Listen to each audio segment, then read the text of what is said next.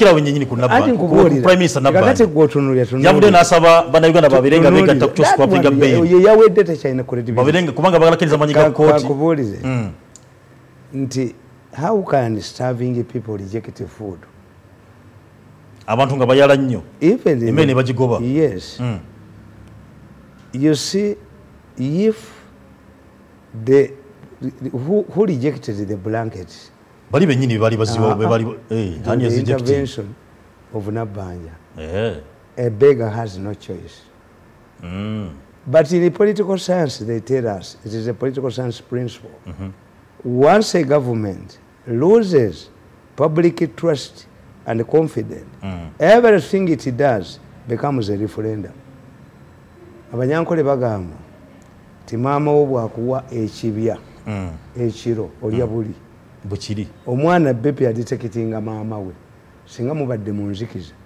bebe n'akaaba mwezi omukwata abakazi nga 10 until maama we aba amuwunyira olusu era lwomukwatako bwatakkakana when a government kasita government abantu bagijjamu obwesige ne bagijjamu obwesige omwana agaana emmere ya nnyina ekibya kya nnyina tell me in any country where you have forceful vaccination of COVID parliament yayisize ekiragiro tekyali kugenda ku parliament nga tebegemeza yes because baradisi nabo botebembera yeyo tubetambula people fear government has lost trust public trust and confidence abantu bachesiga government kyetebachesiga abantu Museveni yekka yaliwo yasigaddewo abantu kwe batanajjamu bwesige kakati nolaba n'atone kyeno naye oba yasomera oyo mulenzi namugamba omukba paka yakwata certificate of title ya nze sisaka ate agenda kunkolaki omulote criminal yes bonere nga bamubebi ku mwenda nga bwe bakoze ono kejogo liri mugwamu mu katumba kakati nze nkugamba nti government institutions have lost credibility except the army and Museveni two institutions in Uganda remaining standing ameyo kale twagirebe nenge ine nabagamba nti bwe mba mwagala vaccination mugende China mwewoleyo trucks 10,000 tuyine gombola mmeka gombola ziri we have many idle doctors military China trust mu bantu egende n'ebimotoka ebyo nga kugombola kuliko ebi bibiri basuba beereyo 2 weeks ng'eddagala mulirina vaccination yabeewedde in Uganda is the Museveni and the military.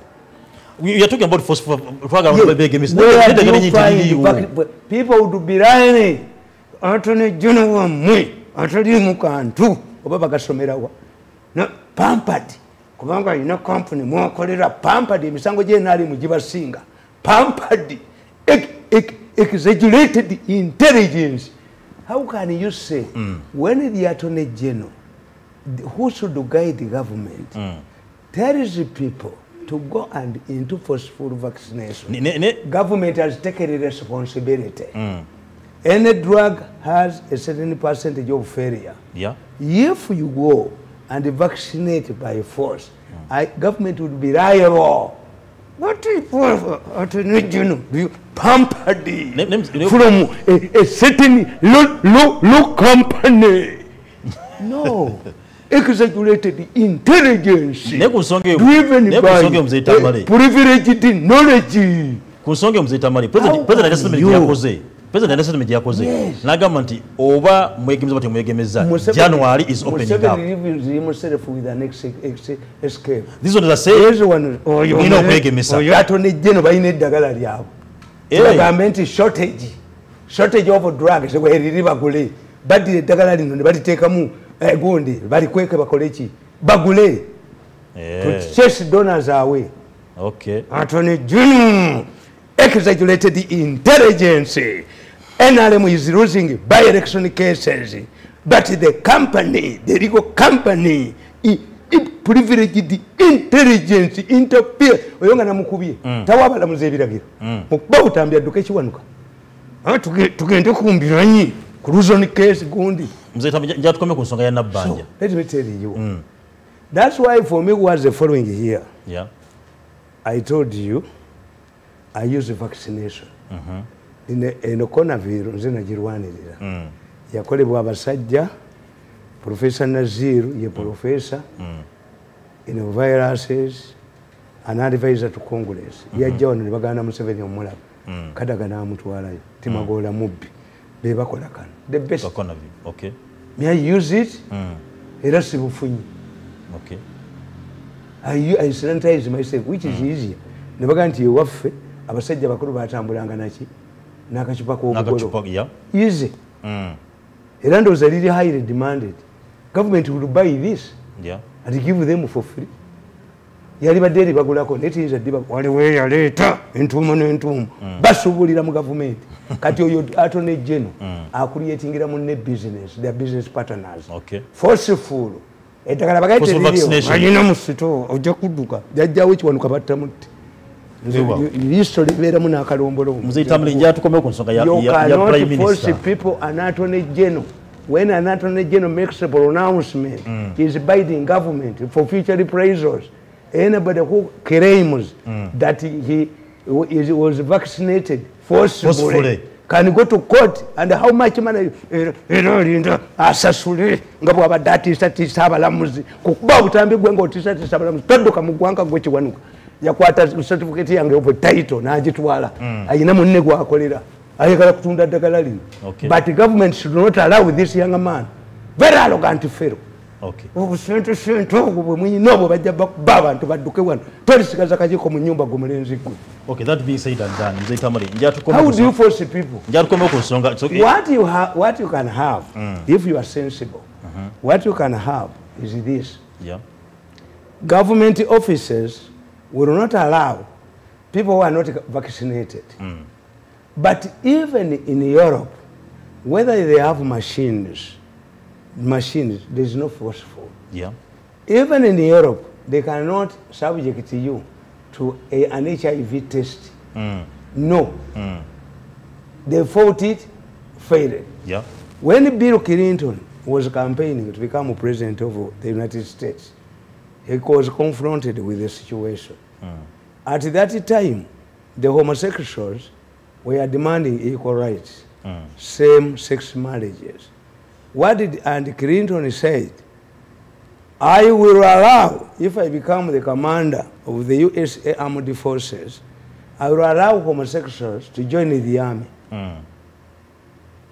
Because there was a demand, they would ask you, are you a homosexual? At that time, homosexuality was illegal. The then commander of the Joint Chief of Staff, George Powell, said, if you allow homosexuals to join the American Armed Forces, I resign. What did Clinton do? Clinton went back to the drawing board and came up with a new phrase, don't ask, don't answer. Clinton yaga tobuuza bw'oba tombuuzizza status sigenda kuddamu sijja kuddamu. Yes. Mwamagye temubuuza ayingira eyo question ya whether you were homosexual or not mugijjeewo. N'abazungu tebatukebera HIV ku bisaawe byabwe. How can it was recently USA President Biden yagamba I'm considering forcing government workers because they know the repercussions. But this young man has a friend of his who has a stock of piles of sanitizers of his. Has already printed the posters that to be used in the schools.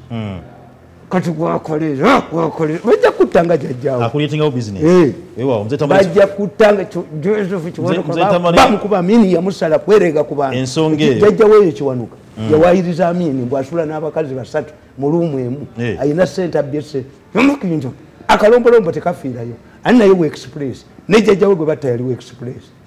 Yes, akalombolombo mwana nge tekafiirayo mu family bajja kumukinja nga jajjawo because it's driven by business. The money is a business. You see the problem of businessmen. Everywhere they see money. Mukulabamu obwa minisita bwa health omanyi mukula kyeyakola yagamba nti gundi ezo fosi ez'emulago zifuuke loogi. He used them for as lodges.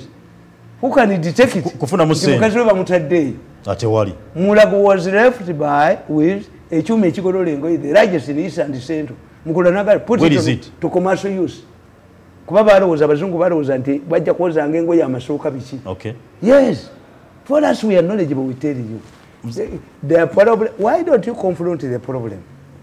Why are Ugandans reluctant to be vaccinated? But tebagenze kwegemesa. Kubanga n'amalwaliro ga Mesa ne battiramu abantu Albert Cook.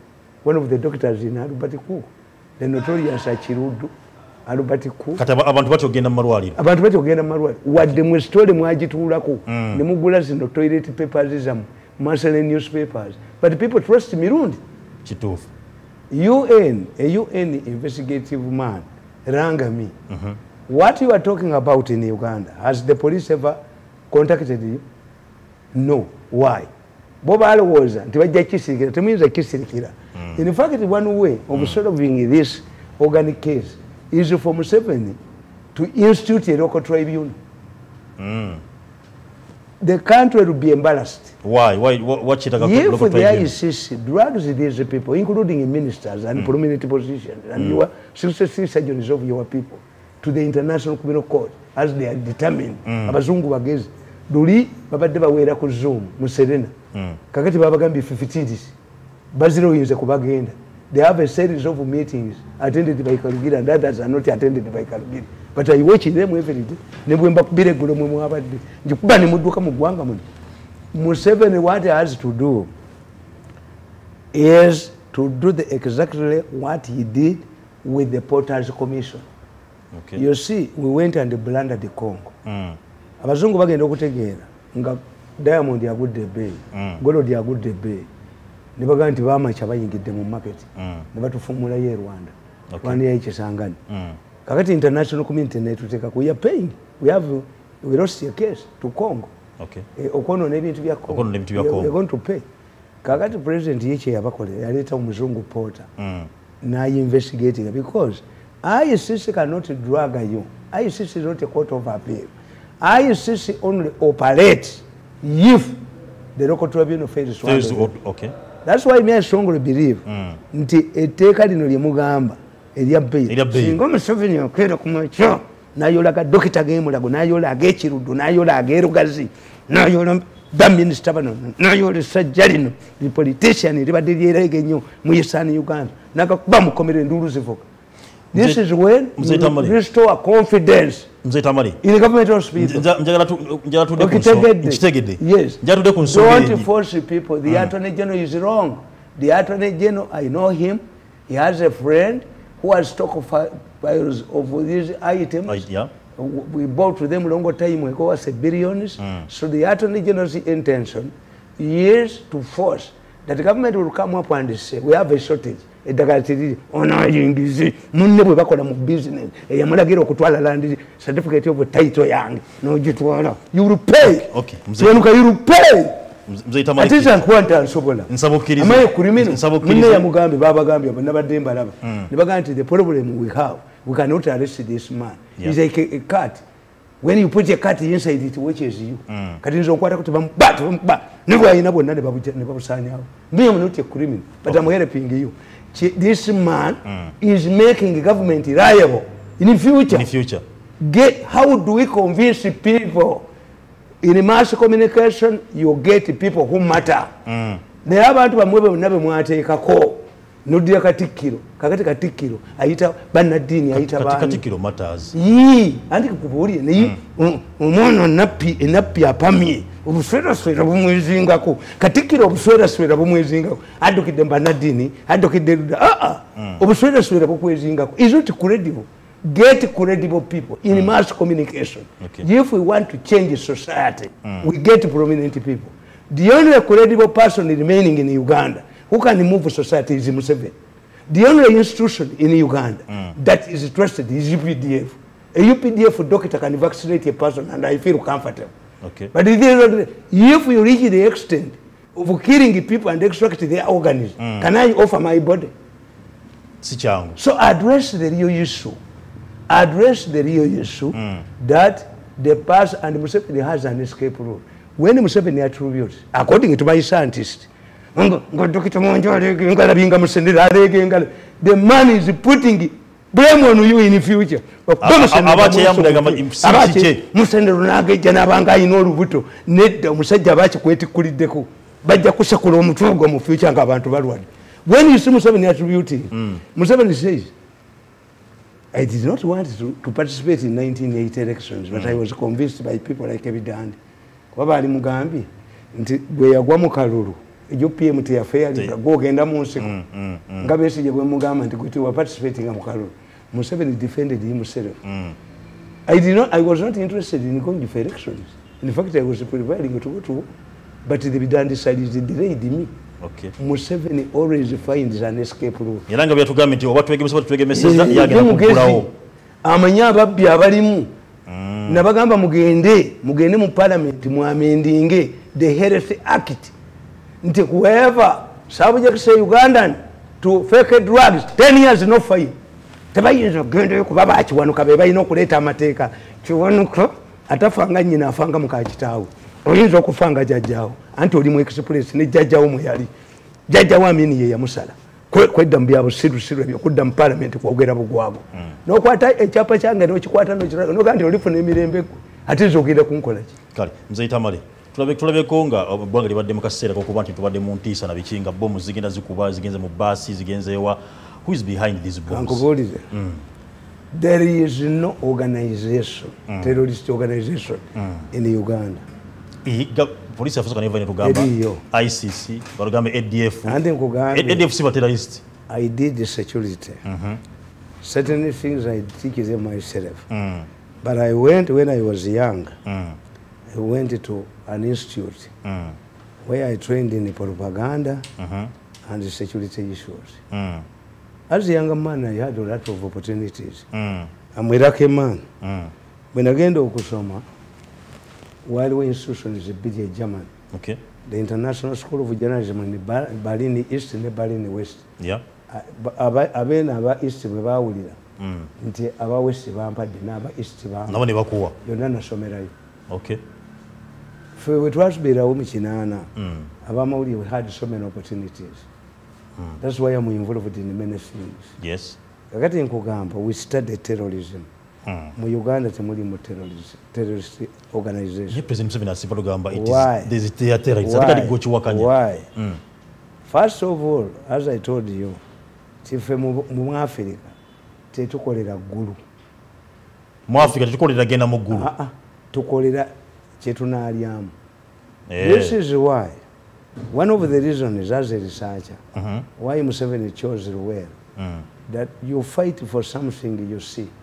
Until Luwero is 45 miles from Kampala. Mulwana Matala Mugalamu. Mulaga mulabawo. Oluguudo lw'eggulu lwali olutwala ab'amagye. Abanene abava eggulu. Nga namuwaga escort muziraba. You are fighting for what you are seeing. Okay. Kakati abaddugavu tulwana kufuna. To be paid. Tetuwana kuba nti no tusimbibwe tufe. And we don't have as a large section of non-Ugandans.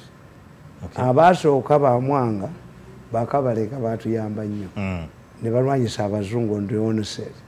That's the result. Uganda bagitemako ekitundu ne bakiwa Kenya. Uganda yakomanga Naivasha. Kenya was smaller. Uganda was bigger. Kati abazungu ne bakola excuse ne bagamba nti tetuyinza kudya abapokoto n'abakalamoja ntubateeka wamu mu nseemu. That was the excuse they gave. Okay. Kati tetwafuna ba settlers. No. Tewaliwo bazungu. Tewaliwo bazungu wa. Ffe batufuula nnimiro ya pamba. Ya gardens. Tewalaba nti sa SKS Bear yakola Port Bear yateekawo steamers kutwala bintu. The railway kutwala bintu mu Mombasa. We are kept as a garden. Okay. Tetwaliwo ba settlers. Okay. Kakati Amini n'agoba abayindi. Abantu bonna ne bakuba mu ngalo. We don't have a large group of. In fact, apart from Banyarwanda who settled here and the Somalis, where do we see a large percentage of Arabs? Netufuna ekyokubiri. Ne constitution y'obusiraamu yennyini naye kugamba the movement of Uganda shall be agoberera ajja kubeera ng'omusiraamu omusuni so omushia omusuni so abasiraamu ba wano they are moderate yes tebasobola kwesiba bbomu nekyo mukama wakimanyi abatabuliki before you go ahead this is small tiny mukama wachi akimanyi nti tuli moderate when you read my book The Rise of Terrorism in Uganda abatabuliki were pampered by government government yali erina olutalo ne Kampala mukadde ne Kakooza ng'alemedde ebintu by'abayindi bye baabawa kakati abatabuliki ne bajja nga bo balowooza nti bwe bajjawo Kakooza bajja kuyisolingawo omutabuliki anaabibaddiza era kamuga tumanyikanye nnyo oyo kamuga gwolaba oyo we know each other very well kamuga omumanyi Muhammad mungi omanyi nti yamponyako okunzitira mu muzikiti basala embuzi Kampala mukadde waliyo kimyeyo nga tubeera basatu mu mmotoka nze Kamuga ne Sheikh Kakooza nga nze mpandika ebintu by'abasiraamu ati Sheikh Kakooza yalajabu ate yajjanga azala mama wange yalajabu namwagala nnyo Kakooza alajabu kakati bangoba ne mpapula lwa muno kuwandika bintu by'abasiraamu Kisuulu oyo Dr. Kisuulu Ahmad nampa sente nenkola olupapula lwa mawulire obusiraamu bulina kunya kakwate siramuka kubanga obusiraamu bulina kakwate kanene nnyo kakati nze kaseera kibirango abo abaana abatabuliki bebakola strike batandika basooka kuba muziki kidaala ne bakijjawo nga mujagusimanyi negondi dwe yali yanabbi muzali wananabbi mawuledi abo babijjawo kati pulezidenti n'abayita basooka kulowooza nti bantu balamu pulezidenti bw'abayita n'atuula nabo bakamugaabo bali mu Kampala mukadde baguwambye omuzikiti bw'abayita n'ayogera nabo kakati n'atuma kaseera kibirango ajja aboogereremu bave mu muzikiti bagende kozi Kamuga yabajjuzizza dda babimbye temufugibwa nsi efugibwa mukafiiri taweebwa musolo ne bw'oba ogula ekintu ku mukafiiri otunuleni abajjuzizza Kamuga zinabeeranga mu muziki mwogezi mulungi nnyo ali inspirational kakati bwajja kaseera kibirango nga Kamuga abagamba twayogedde ne president tiye naye akkiriza okukiika mu busiraamu genda kuyigira tugenda mutuuma linnya takibira zivuze president mwennyini aliko kati essaawa zino kati nga batuuka ku kaseera kibirango tugenda mutuuma jjo kaseera kibirango ngaga mulituumaani anigo mulituuma mwabani abantuuma amannya kozi Kamuga yali agala kaminga yabajjuzizza dda nti bano bakafiiri omutabuliki kyava abuuza nti yono yafunye buzono kaseera kibirango fuluma olwo Kamuga aluzinga control abantu kali bava mu ngalo bafulumya kaseera kibirango muzikiti gutabo Kamuga aluzinga control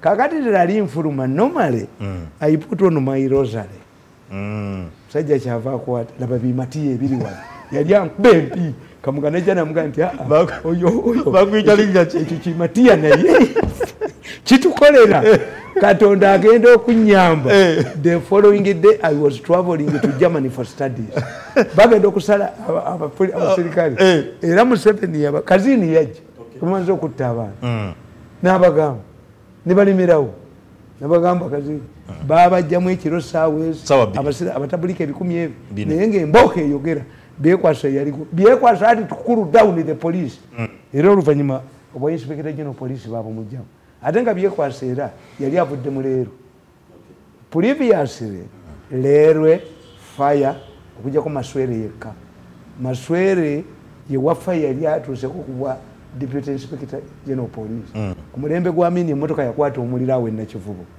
awinkisaabwe kwennyini ku kisaawe waliwo petrol station Maswere n'ayavula era omuliro gwamwokya yenna Amini kwe kumukuza yaliwo fire leerwe traffic temuvaamu inspector general police lwaki abeera wa special branch oba wa side naye kati abagezi bonna bali mu traffic ekituufu abagezi bonna bali mu VIP waliwo omwana yasinga emasindi akuuma igig kubanga atambula naye the brain in the police is allocated to traffic for money is a bodyguard to someone kakati obulaba emisango bagivuluga the brain would be in a special branch omukulembeze wa special branch yasisinkananga president Obote I mean, every day. Now report. Like a side director. One muina wa ISO director ya meeting a president buli but it has an impact on the police, the performance of the police, and nobody can tell them. Okay. Kakati nkugamba nti kamugaba mukolaji. Ekintu kimuva mu ngalo embeera esajjuka. Naye abatabuliki bapo omanyi nti baawuna omusango. One, in law, a mob cannot kill a person. Batwale batabuliki ebikumi bina. Naye nga buli nnaku za mwezi 14 buli mutabuliki bamujjako emitwalo egi. 5. Baagula abalamuzi. Abapoliisi yavaamu n'amaaso. Simanyi nti balina ne kye baamuwaayo. Kaakati ne bajja bafuna ekizibu. Tiwaaliwo omusajja. So omukyalo oyo aluddewo nnyo. Baawe yali chief magistrate ng'omusango yakuwozesa. Kaakati ne bamukulyetingira trouble mu marriage ye. Omusajja ne bamukuba ne ku chief magistrate. Olwo mafialism ekola ki eyingiramu Attorney General was Abu Mayanja Kachama, a staunch Muslim. Chigongo was presiding over parliament. Bonna basiramu Abana bonna babata. Okay. Once a criminal finds his way out, you are encouraging him to do more damage. More damages. If today there is a riot in Kampala, people in the villages bawulira. Baba Jemunti nedda, so you will see the French Revolution, people were coming from villages to the city. Yeah. Buganda riots was organized the same. If I had not saved these people, Namboze nebanne batulanga ku TV ku radio. Mbwe tugenda kwerekera kabaka era Museveni bali bamuzanyi. Batula naye negondi Katikkiro nakkiriza Walusimbi tibagenda ne kirunda kive Jinja boogere n'abakulembeze b'e Bunyala kozza mulimba. Okay. Baddanga ku radio banambuzi mwe abava e Masaka muyimirire empiji mwe abava e Mukono egondi muyimirire Wantone 40 miles 40 miles ne baleeta ebizindaalo nabuuzako mukwano gwange mu intelligence mu State House ne mugana naye ebizindaalo ebyo byani bibulo discussing radio ebera mu byalo eyo byonna biina bwe birinkinga ku CBS. Tamale kana. I'm telling you. Ebiredi byo mu byalo bibera ko ani abiteekayo. Radio These are village radios. Village radios. Yes. Owned and you see a fool, an idiot, spending a whole day shouting at the people, inciting them. Bali babagambi timumuleke kabaka agende e Bunyala. Nenga kabaka kyali kimutire Bunyala okimanyi. Besi yabalimba nti amafuta gali Bunyala. Ne nakasongola. Ngata amafuta gali Buvuma ne kulekebwa mala. Bagamaze okugabba. Ani ali e Buvuma. Mundu ne ngabbasi Muganda. Limesi amafuta era Katonda yatuyamba. Amafuta ne gabeere e Bunyolo singa ensi teyebaka. Olukiiko luyitiddwa okuteesa ku singono singa makubu yatala. Let's come back to the bombs. To come up to bomb. This is the background of these people. They later developed into Gund, Energy Mogera. ADF. ADF was a proxy war by Sudan. The Sudanese are strategists. But to love about the Americans want to divide the Sudan. If one Sudan, and Sudan means black. If one Sudan, one region goes, others will go. They have made sure that Southern Sudan has no peace to make it impossible for Darfur. Singa Sudan neterera. Darfur nayonge esaba. Darfur nemara. Ngane boro na yesaba. Why are they fighting in Darfur? There is a large lake that was covered by sand. There is water there. They are fighting over water. Kuba Gaddafi yakwata billions za dollars 3 najama amazimu oasis South Sudan company. When you go to Libya nogenda mukatale kayo you can exactly green revolution you can think that you know wino. Okay. Gaddafi nenga bali mudungu ekitegeeza the jinja weeds are fighting over water mu kitundu ekiri mu Darfur. A lake that is half the size of Lake Victoria was covered by sand. Kati bono Southern Sudan okubanti yetwala. Sudan yakozesanga Antonovs nezikanyuka bomu mu Western Uganda. President n'abaga nti zikanga balima muwogo. Sudan nekozesa prokisi at one time. Gondia mwe gyemwogera. Captured Impondo for 4 days. Until Museveni picked an AK-47 and confronted them. Museveni himself. Yagende Impondo. Nagenda ku front line. Because they wanted to overrun Kasese, bakwateke sawe, babawereze ennyonyi. Eyo byokulwanya. Ni ADF etaggwayo. Ngane leader wayo mu mulina. Mugamba leader wayo Jamili mukulu ali munda. Yo ADF etaggwayo yabachi. How? Eria kubibwa neggwawo. Because ne Jamili mukulu ali munda mukomera. Kana kabiri. Siyambanga kuba minister wano. Ate nankabiro nampavira munadde mu bakose. Akola obutambi tambi. Singo ye Jamili mukulu mwamweni kakalabu. Bali bagenda kwata ba minister mukaaga. Nga Museveni bamuweereza mutwe. Olwokuba nti Jamili mukulu atiddwa. I served 6 ministers. Nankabiro bwe namuganaga akola obutambi tambi. Nkubbeko sente goyina mmeka. Lumumba ye yakkiriza. Talina. Nimugagwe katwaliye mukama awo. Omugambi. Bagambye kasamukwata ku Jamili mukulu. Nze mbamba buli. I infiltrated these groups. Okay. That's why I'm alive. Is ADF behind the bomb? Okuba bombs in Istanbul. Kamba buli, to the contrary. You have a common belief that Chichwamba was burnt down by ADF. It was not. These elements were encouraged by a senior officer in the army who is dead. Tamale. Eromba amagezi ge bakolaawo tuba rehabilitating mangu tuba rehabilitating mangu benza ze kapucha benzi kakati Zimbabwe kano ka group akabatawanya kali kumasho akakuba bombs akatta abantu mzera bagula kagule is hired by people in government. I have evidence. Bombs nezibale zibatukana bikibi na bina izili komasho biri munda bukedde yotuse akasajja kabukedde kaduse n'engalabi yako umanyicha kakubye gulu kakubya no the woman being dragged by security so that the debate shifts from the issue to an old woman. How can you, these idiots, they attacked my mother because I support Museveni. What did Museveni give me? He bundled me out of the State House. Luabogo thought that I was an easy target. Has found it out. The more you humiliate me, I had it. You kill me, they kill yours. But akalala nako nkaina kugundi. Conversation is always on Nancy. When Pope and trouble with it, I didn't have taken the vacancy. I'm not the cigar. Guania Gambi. I didn't come. When I wrote what the Katumba's assassinate, and you forget, I rang one of Katumba's relatives. Go Mugamba. Naba and you wound naturally came to Miso. We had a put her. Yeah. Now we never him. Yes. Myself, by beginning, I'm Mutungo. Amukalancho, we have assembled. A minister hired these people. A minister serving a minister in this government. Mzee Tamale, chochote assassination is bazigenda mu gwanga okuti bakando kubatibwa bombs zizikubibwa omukike mundabona kiri plan akabinja kali kukizinga mu Lake Victoria. Kali police investigating achi. Police is investigating. What is sending you mu investigation? Nakubya katambi ku Saturday ko palo.